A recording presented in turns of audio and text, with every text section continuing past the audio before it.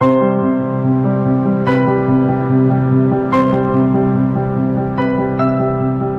bisa menghabiskan 2 jam untuk menonton film horor, 20 jam untuk menamatkan drama Korea, 100 jam untuk menghayati bacaan novel romansa, dan bahkan ribuan jam untuk mendengarkan musik yang kita suka. Lantas, sebagai seorang muslim, berapa jam yang rela kita sisihkan untuk membaca ataupun mendengar kisah-kisah nyata terbaik sepanjang masa yang tertuang dalam Al-Quran? Yuk kita sama-sama simak firman Allah dalam Quran Surat Yusuf ayat 111. Begini bunyinya. Sesungguhnya pada kisah-kisah mereka, para nabi dan umatnya itu terdapat pelajaran bagi orang-orang yang mempunyai akal sehat. Al-Quran itu bukanlah cerita yang dibuat-buat, akan tetapi membenarkan kitab-kitab yang sebelumnya dan menjelaskan segala sesuatu, serta sebagai petunjuk dan rahmat bagi orang-orang yang beriman. Sejak dahulu, cerita menjadi media yang sangat powerful untuk menanamkan nilai-nilai pada suatu generasi. Islam kaya akan keberagaman cerita sejarah. Bahkan, Allah memfasilitasi seorang muslim dengan cerita terbaik yang terabadikan dalam Al-Quran. Namun, saat ini, potensi cerita dalam dunia Islam yang sangat besar tersebut belum termanfaatkan dengan maksimal. Padahal, cerita-cerita tersebut dapat menjadi media yang sangat sesuai untuk menanamkan nilai-nilai akidah, syariat, hingga akhlak pada diri seorang muslim.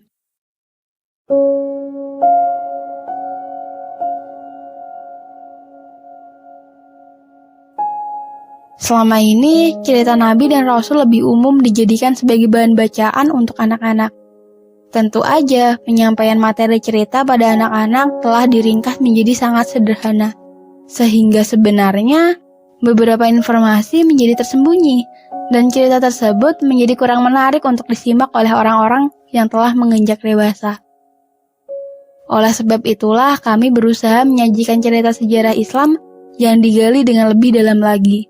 Kami juga berusaha untuk menghadirkan narasumber-narasumber yang relevan guna menjawab permasalahan yang masih berhubungan dengan cerita.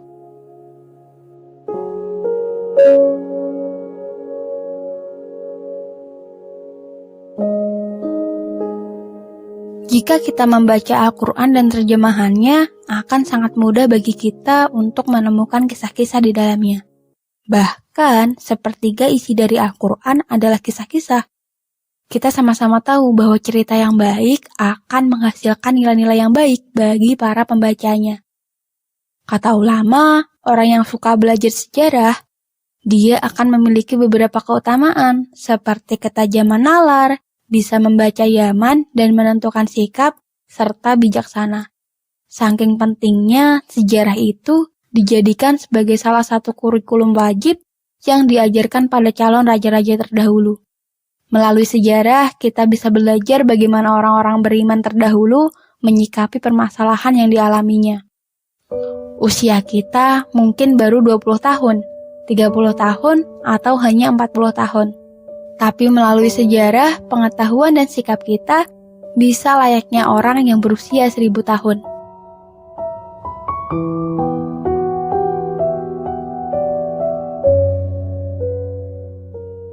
Sebagai seorang muslim, Allah telah memfasilitasi kita dengan kisah-kisah terbaik melalui Al-Quran.